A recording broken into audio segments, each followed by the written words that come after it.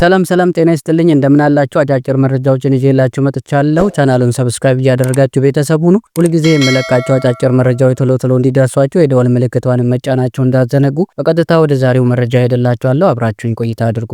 አርሰናሎች ቤንጃሚን ሼሽኮን ለማስፈረም ሲያደርጉት የነበረውን ድርድር ማቋረጣቸው ተሰምቷል። ምክንያቱ ደግሞ ተጫዋቹ የጠየቀው ከፍተኛ ሳምንታዊ ደሞዝ ነው ተብሏል። አሰልጣኝ ሚኬል አርቴታ በክረምቱ የዝውውር መስኮት የ9 ቁጥር ተጫዋች ማስፈረም ቅድሚያ የሚሰጡት ጉዳይ እንደሆነ ይታወቃል። ለዚህ ደግሞ ቤንጃሚን ሼሽኮ ቁጥር 1 ኢላማቸው ነበረ። ተጫዋቹን ከባለፈው ክረምት ጀምሮ ሲከታተሉት እንደነበረም ይታወሳል። ታዲያ አርሰናሎች በዚህ የክረምት የዝውውር መስኮት ተጫዋቹን ወደ ኤምሬትስ ለማምጣት ከአርቢ ላይፕዚግ ጋር ተደጋጋሚ ውይይቶችን ሲያደርጉ ቆይተዋል። መድፈኞቹ አርቢ ላይፕዚግ የጠየቀውን 70 ሚሊዮን ፓውንድ የመክፈል ፍላጎት ቢኖራቸው ተጫዋቹ የጠየቀው ከፍተኛ ሳምንታዊ ደሞዝ ለዝውውሩ መቋረጥ ምክንያት እንደሆነ ነው ዘሚረር የዘገበው። አርሰናሎች የቤንጃሚን ሼሽኮን የዝውውር ጉዳይ ካቋረጡ በኋላ የስፖርቲንግ ሊዝበኑን ቪክቶር ዮኬሬሽን ለማስፈረም ጥረት ያደርጋሉ ተብሏል። ምንም እንኳን ተጫዋቹ የአርሰናል ቁጥር 1 ኢላማ ባይሆንም ከቤንጃሚን ሼሽኮ ጎን ለጎን በቪክቶር ዮኬሬሽ ዝውውር ላይም ሲሰሩ እንደነበረ ተገልጿል። ቪክቶር ዮኬሬሽ ስፖርቲንግ ሊዝበንን በክረምቱ የዝውውር መስኮት ለመልቀቅ ፍላጎት እንዳለው የተገለጸ ሲሆን ከመድፈኞቹ በተጨማሪ በማንቸስተር ዩናይትድም በጥብቅ እንደሚፈለግ ይታወቃል። ይሁን እንጂ ተጫዋቹ አርሰናልን ለመቀላቀል ቅድሚያ እንደሚሰጥ ይታወቃል። የስፖርቲንግ ዳይሬክተሩ አንድራ ቤርታም ከቤንጃሚን ሼሽኮ ጎን ለጎን በቪክቶር ዮኬሬሽ ጉዳይ ላይም ሲሰሩ እንደነበረ የተገለጸ ሲሆን አሁን ላይ መድፈኞቹ ቪክቶር ዮኬሬሽን ለማስፈረም እንደሚሰሩ ነው የተገለጸው። የጀርመኑ ክለብ ባየር ሙኒክ ጋብሪኤል ማርቲኔሊን ለማስፈረም ፍላጎት እንዳላቸው ዴይሊ ሜል ዘግቧል። ባየር ሙኒኮች ቀጣዩ የውድድር ዓመት ከመጀመሩ በፊት የፊት መስመራቸውን ማጠናከር ይፈልጋሉ። ለዚህ ደግሞ 5 የፊት መስመር ተጫዋቾችን በዝውውር ዝርዝራቸው ውስጥ ያካተቱ ሲሆን የአርሰናሉ የግራ መስመር ተጫዋች ጋብሪኤል ማርቲኔሊ አንዱ ነው ተብሏል። እንደ ቢልድ ሪፖርተር ክርስቲያን ፋልክ ገለጻ ከሆነ ባየር ሙኒኮች በቅርቡ በሊቨርፑል የተቀሙትን ፍሎሪያን ቪርትዝን ለመተካት ማርቲኔሊን እንደ አማራጭ መያዛቸውን የተገለጸው። አርሰናሎች ጋብሪኤል ማርቲኔሊን በ50 ሚሊዮን ፓውንድ ለመሸጥ ክፍት ናቸውም ተብሏል። ባየር ሙኒኮች ሌሎች የፊት መስመር ተጫዋቾችንም በዝርዝራቸው ውስጥ ያካተቱ ሲሆን የሊቨርፑሉ ሉዊስ ዲያዝ እና ኮዲ ጋክፖ እንደዚሁም የቦሩሲያ ዶርትሙንዱ ጄሚ ጊትንስ ይገኙበታልም ተብሏል። ባየር ሙኒኮች ከዚህ ቀደም ኒኮ ዊሊያምስን ለማስፈረም ጥረት ቢያደርጉም ተጫዋቹ ባርሴሎናን ለመቀላቀል ከስምምነት መድረሱ ተሰምቷል።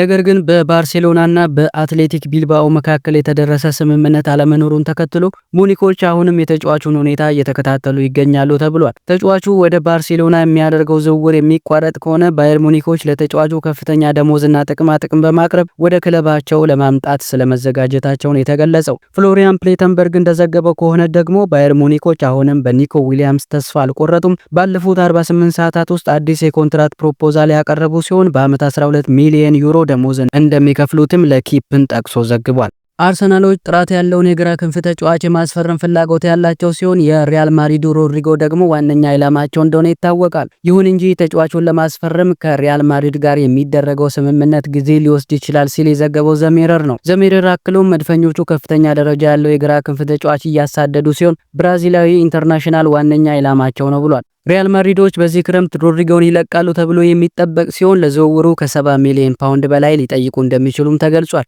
ተጫዋቹ በበኩሉ ከፍተኛ ሳምንታዊ ደሞዝ እንደሚጠይቅ የሚጠበቅ ሲሆን ምናልባትም ክለቡን ከተቀላቀለ የአርሰናል ከፍተኛው ተከፋይ ሊሆን እንደሚችልም ነው የተገለጸው። የአርሰናሉ ስፖርቲንግ ዳይሬክተር አንድሬ ቤርታ በዚህ ክረምት ከበርካታ ክለቦች ወኪሎችና ኮከቦች ጋር ውይይት ማድረጋቸው የተገለጸ ሲሆን የሮድሪጎ ጉዳይ አንዱ እንደሆነ ነው የተገለጸው። የ24 ዓመቱ ሮድሪጎ ምንም እንኳን በአሁኑ ጊዜ ከቪኒሺየስ ጁኒየር እና ኪሊያን ኤምባፔ ጋር ተጣምሮ እየተጫወተ ቢገኝም በተለይም ተጫዋቹ በቀይ መስመር በኩል መጫወቱ ብዙም ደስተኛ እንዳላደረገው ነው በተደጋጋሚ እየተገለጸ የሚገኘው። በዚህ ምክንያትም ተጫዋቹ በተፈጥሯዊ ቦታው በግራ መስመር ለመጫወት አዲስ ምዕራፍ የመጀመር ፍላጎት እንዳለው ነው የተገለጸው። በቀጣዩ የውድድር ዓመት የአርሰናል አዲሱ ፈራሚ ማርቲን ዙቢሜንዲ 36 ቁጥር ማሊያ እንደሚለብስ ተረጋግጧል። ማርቲን ዙቢሜንዲ 36 ቁጥር ማሊያን የመረጠበት ዋናው ምክንያት ቁጥሩ ለሱ ልዩ ትርጉም ስላለው ነው ተብሏል። ይህም ማርቲን ዙቢሜንዲ ወደ ሪያል ሶሴዳድ ዋናው ቡድን ሲቀላቀል የለበሰው የማሊያ ቁጥር በመሆኑ ነው የተባለው። ማርቲን ዙቢሜንዲ በ2018፣ 19፣